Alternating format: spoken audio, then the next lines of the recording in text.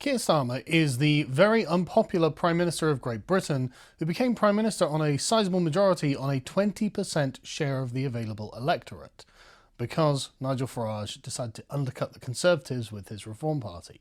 Now, one might think that if you were a good politician, if you were sensible, you would understand that this does not give you a mandate to go full bore against every aspect of British society, but Keir Starmer is clearly an incompetent politician, and that's precisely what he's done. He's basically declared war on everything.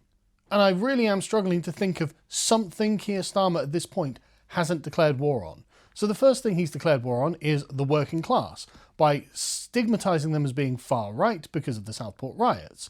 Then he declared war on the middle class by saying, no, actually what I'm going to do is go for a raid on the VAT exemption that private schools have. He's thinking probably Eton, but actually most private schools are a few £100 a month that middle class parents send their kids to.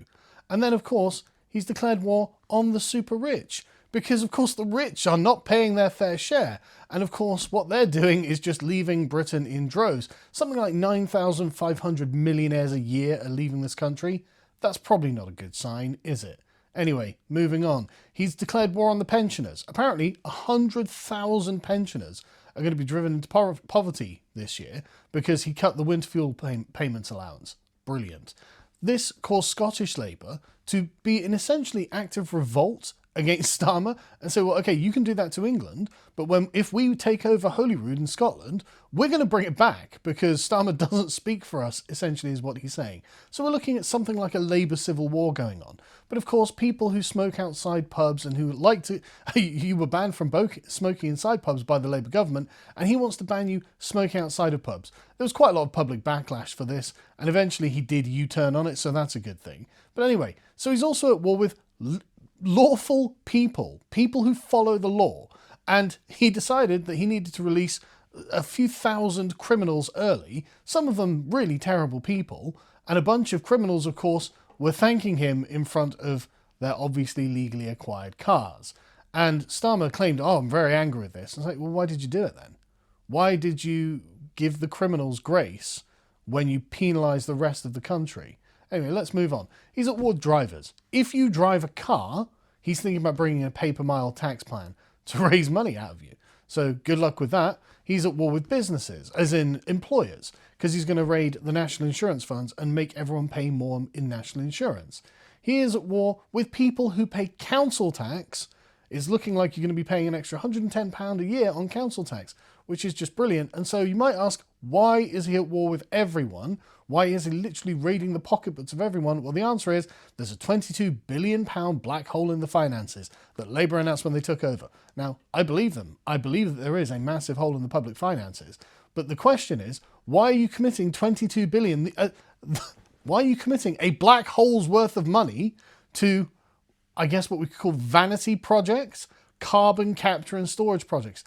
You're trying to save the world, are you? You're trying to save the world. Declaring war on the entire country to save the world. Brilliant. Okay, let's move on. So after declaring war on basically the whole of the United Kingdom, Keir Starmer decided that's not a long enough list of enemies, I need more. So he seems to have declared war on Elon Musk.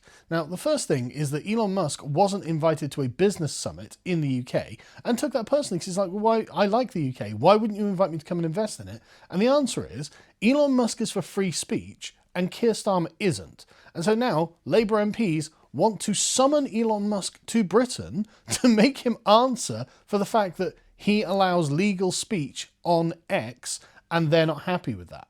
Elon is no fan of Keir Starmer because when he declares war on the farmers by raising their inheritance tax and slapping this tax on a bunch of people who literally can't afford to pay it but also make our food, and so they're going to be forced to sell off their assets, this puts him at war with farmers. And so Elon Musk is like, well, he seems to be going full Stalin, which is true. And the war with farmers not only is just unconscionable, you did promise them you weren't going to target them. He actually promised them this before he was elected to try and get their votes.